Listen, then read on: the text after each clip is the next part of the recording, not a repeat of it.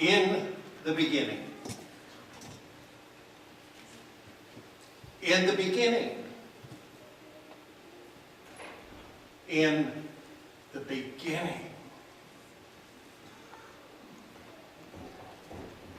The beginning. This moment. Every moment is a new beginning. Today is a new day. A new beginning. This is a new year, a new beginning. In God, we understand there is a new beginning in each and every moment.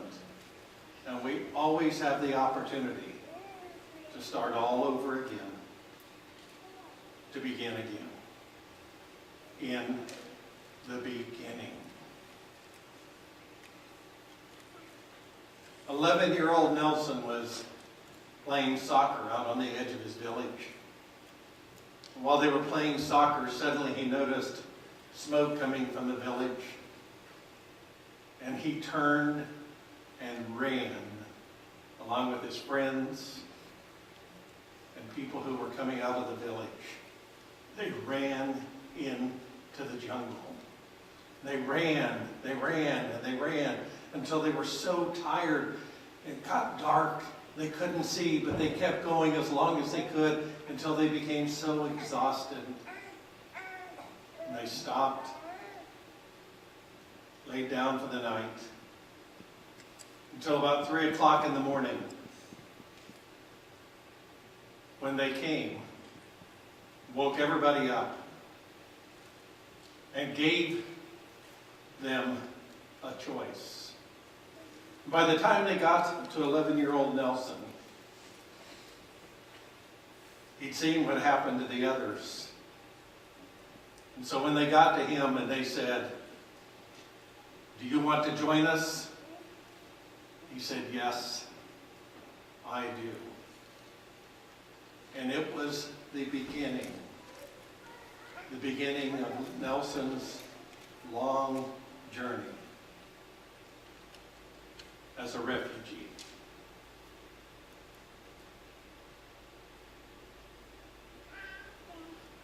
We don't know what this year holds, but I do wonder in my mind if 2016 will be the year of the refugee. We've already seen it all over the news. We know today thousands and thousands of people are refugees.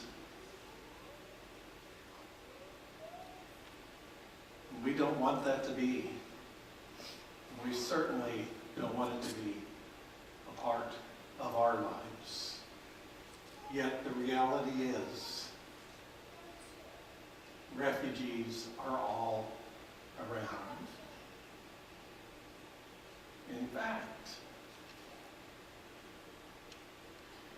I wonder, and I tend to think, that we are all refugees. In the beginning was the Word, and the Word was with God, and the Word was God, and all came into being through the Word. The Word. Wisdom,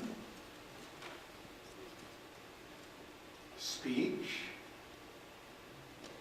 presence. The Word. What is a word?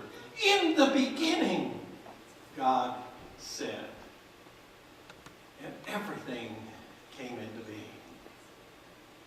In the beginning was the Word. Word is speech.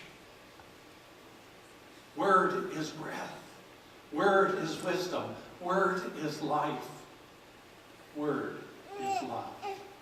In the beginning was the Word. The Word was with God, and the Word was God. A wonderful language we've received as we hear this announcement. In the beginning was the Word, and the Word was God, and the Word Jesus Christ a gift to us. We hear this language that when the Word came, there was light, there was energy, new energy. In the beginning was the Word, the God, the Creator, God, the one who makes all things into being, was present in the beginning and is still present. We love this language in John chapter 1 about where the Word came to the people, and yet the Word came to his own people, but they did not receive him. But to everyone who receives him and believes in him shall become children of God. Wonderful poetic language. In the beginning was the Word. All things came into being through the Word. But then we come to John, the first verse, chapter 14.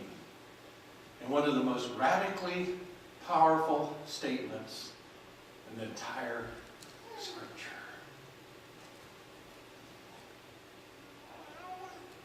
In the beginning was the Word,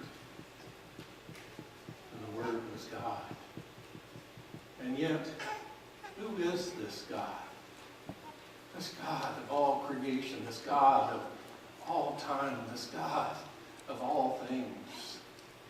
This God of creation, this God who is creating, this God who creates. This God is always making all things new, and our God is also changing.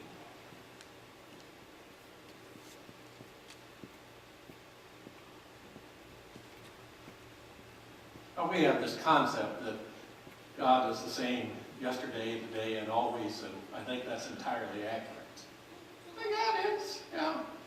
Because God is the same yesterday, today, and always, because God is always doing a new thing. So that's the same God. We go back in Exodus. We start with Genesis, the beginning. We go back to Exodus. And this guy Moses is out in the wilderness, and he sees a bush burning. And it's an amazing thing because the bush is burning, but it's not burning up. So he has a little conversation with this fiery bush. The fiery bush says God's third favorite word. Larry says it's mine. It's not. It's God's. God's third favorite word. Go! Go back to Egypt and set my people free. And Moses said, well, who shall I say sent me? I need a name. Well, the translation is always, well, say, I am who I am has sent you. Well, the Hebrew is really, go say, I am who I will be sent you. I am who I will be sent you. Oh. Then, we come to John, the first chapter, the 14th verse, and here, one of the most powerful texts. And the Word became flesh. This God, in the beginning, who created this God, became flesh and human. Skin, bones, organs. God became stuff. No, it's an amazing text. And the Word became flesh. Oh yeah, okay, God with us. Jesus was born. Okay, we know that. No! This is radical stuff. Has that ever happened before? Did God do something new and different? Did God change? Yes! And the Word, who was with God, and the Word is God, became human.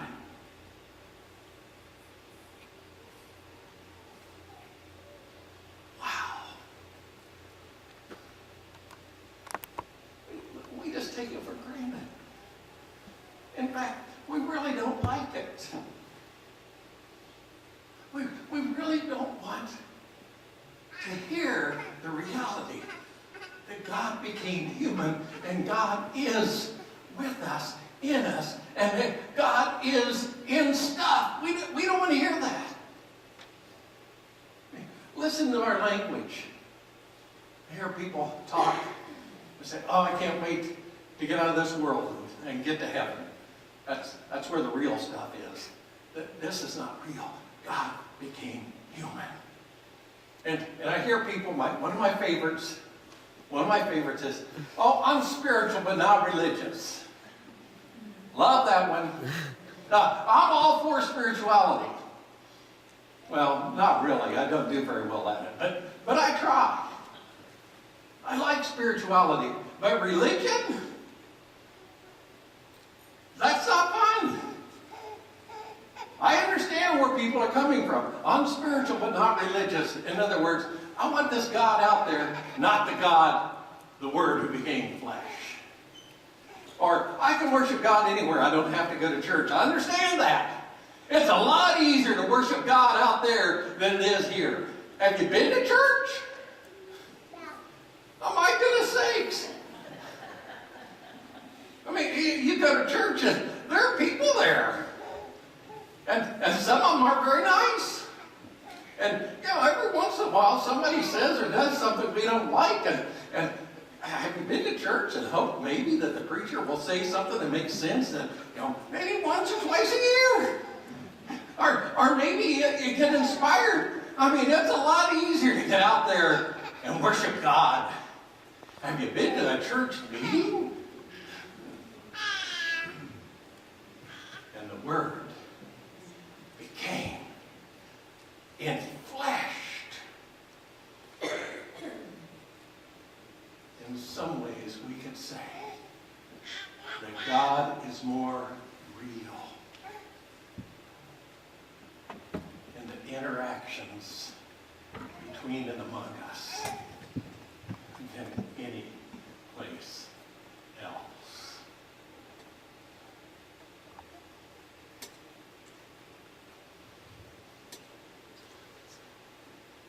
But it goes on. And the Word became flesh and dwelt among us. Now, that sounds nice and easy to take. The Word became flesh and dwelt among us. Okay, Greek word. Oh, good, he's going to do it Greek again. We love that. Yay! A lesson in Greek, just what I wanted. But the Greek word that's translated dwelt among us is really a word that means tabernacle. Well, literally, and the Word became flesh and tabernacled among us. Okay, what's tabernacle? Well, we got to go back to Moses. He led the people out of Egypt into the wilderness. They roamed around. We say, okay, well, God was leading them. Well, they decided they needed a place where they could experience God. And so they were directed to build a tabernacle. A tabernacle is just a big tent. And they said, this is where we experience God. They didn't go out there and build some big temple, some big palace, some big structure. They had a tent. And every time they were moving, they packed up that tent and moved it with them. Then they set it up again. It wasn't a permanent thing. As they moved, they understood God went with them. And so they pitched tent and went on. So you could translate this, John 1:14, and the Word became flesh and pitched tent among us. In other words, God is all about moving around. And we don't like that because we're refugees. What's a refugee? Simple definition is a refugee trying to escape difficulties, conflict, trouble, war, violence, and trying to find a place of safety, security, peace, and well-being. Now, if that doesn't describe you and me, I don't know what does. Because that's what we're all trying to do, is find a place where we can feel safe, secure, at peace, and be well. God is a refugee. The Word became flesh and pitched tent among us. Not a permanent place, not a place to be planted, but moving around. And God is always moving around, and wherever we go, whatever we're doing, wherever we are, whenever it is, God is with us.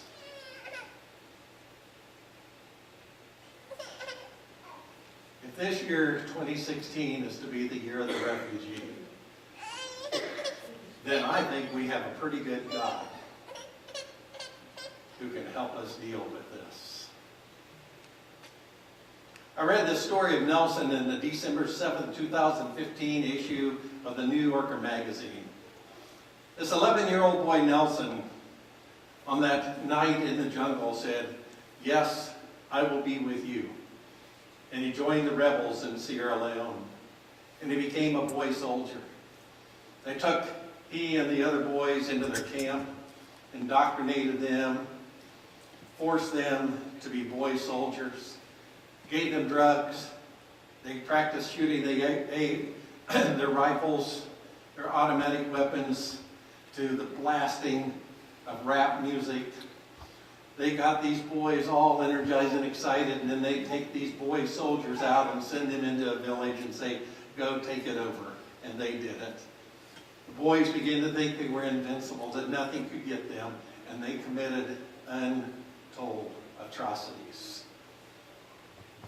When he was around 14 or 15, Nelson got malaria. And one day when the group he was with were going close to where his village was, the commander of the group stopped, put him off the truck, and said, "Go." Why they did that, we'll never know. But he tried to find his village again. Somebody noticed him who was a friend of his adoptive father. His adoptive father was a Methodist preacher. And they noticed him and they said, "We'll help you find your way back to the village." When he got to the village, his entire adoptive family was gone. They were in a refugee camp. So he finally found the refugee camp. About a year and a half later, when Nelson was 15, 16, his family came to Minnesota. But it was a difficult adjustment for Nelson. PTSD, more than likely. Horrible experience, no doubt. And he began to struggle with school. He finally dropped out of school, finally got a job, but he had some run-ins with the law. Got married, had 4 children. His village was full of families with big children. He thought that's what he was supposed to do. He was trying to get things together. He had a job. He was working at night. His wife worked in the day, and he'd stay home in the day and take care of the children. He was a stay-at-home dad. Until one night, his wife got home later from being out partying with her friends later than he thought she should. There was pushing and shoving. Her friends called the authorities, and he was arrested on charges of domestic violence. This time, when he went back to jail, he was waiting on his bond, and the immigration authorities flagged him and said, "Oh, you're not welcome here anymore because you committed a crime." 4 years later, staying in jail this whole time, often in solitary confinement, rather than being sent back to Sierra Leone, immigration released him. He tried to go back to his wife, but she found someone else. So he lives with his mother-in-law, trying to find a job, trying to get by. What a lousy refugee story. Where's the fairy tale ending? It doesn't seem to be there. We can look at Nelson's story and know that that same story is repeated over and over and over again. If you read today's New York Times, you'll see one of the main stories is about the people who are migrating out of Syria in the Middle East and how the women migrants are being abused. It's a terrible time. And refugees are going to impact our life, whether we're just hearing their stories or whether we read the news accounts of nations trying to deal with the dramatic influx of refugees, or if refugees move to our town or our community or become a part of our lives. Well, I would like for us to understand that we are called to be people who live in tents and who walk lightly into life. That means all of this stuff we're trying to accumulate around us, it's not all bad. But it won't protect us. It won't keep us safe. Our lives are going to change and transform whether we want them to or not. I'm as big at status quo as anybody among you. I want everything to stay the same. I am not good at tent living. I won't tell you about my camping stories. But that's not my thing. But that's what we're called to do. Tent living.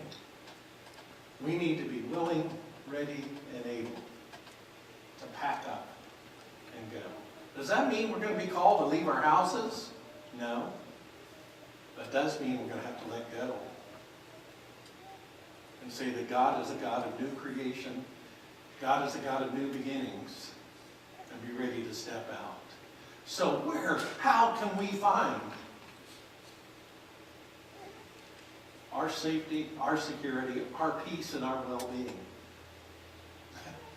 There's only one place. And that's with the guy who pitches tent among us. Jesus the Christ, who is with us always. That's what our church's vision is, to know Christ and to make Christ known. Guess why we say that? Because that's where we find the essence of life and love. Not in a place, not in a building, not anywhere, but in Christ. And so we say our mission is to build Christ-centered, transforming relationships through invitation, healing, and service. There's nothing permanent about that at all, my friends. That's about pitching tents, picking them up, packing, and moving on. Now, what does that mean for us? I don't know. But at the very least, it means that if we indeed are all refugees, then Nelson is our brother. And all our sisters and brothers, because everybody is a refugee trying to find a place of safety, security, peace, and well-being. But we know, I hope we know, that the God who became human